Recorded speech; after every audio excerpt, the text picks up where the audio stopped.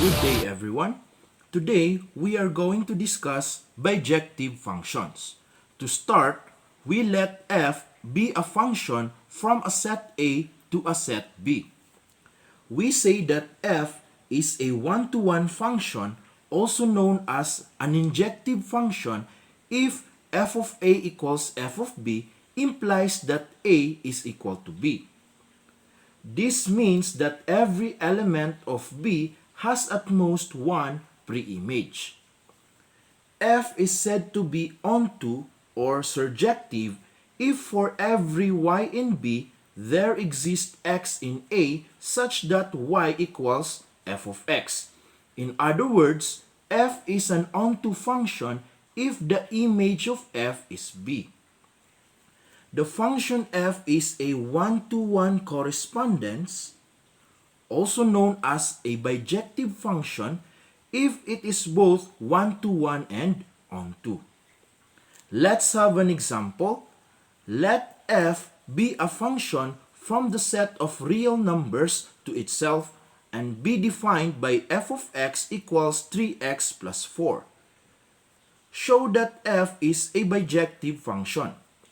To do this, we will start by showing that f is a one-to-one function. By definition, what we are going to do is to let A and B be elements of the domain such that f of A is equal to f of B. Then, we are going to show that A is equal to B. Notice that if f of A equals f of B, then by definition, we will have 3A plus 4 equals 3B plus 4. Okay? If we subtract 4 to both sides of this equation, we will have 3A equals 3B because we know that 4 minus 4 is equal to 0. Next, we divide both sides of this equation by 3 so that we get A equals B. This means that the function f, according to the definition, is a one-to-one function. Next, we are going to show that f is onto. To show that f is an onto function, we will find out if every element of the range has a pre-image. So we start with, suppose y is an element of the set of real numbers. We are going to find an x in the domain of f, which in this case is the set of real numbers, such that y is equal to f of x. Now, if y is equal to f of x, then the given function will become y equals 3x plus 4.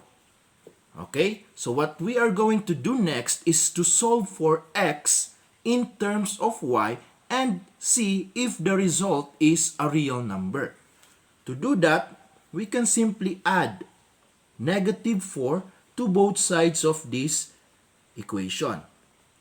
By doing so, we will have y minus 4 equals 3x.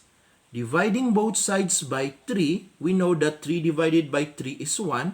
We will have x equals y minus 4 over 3.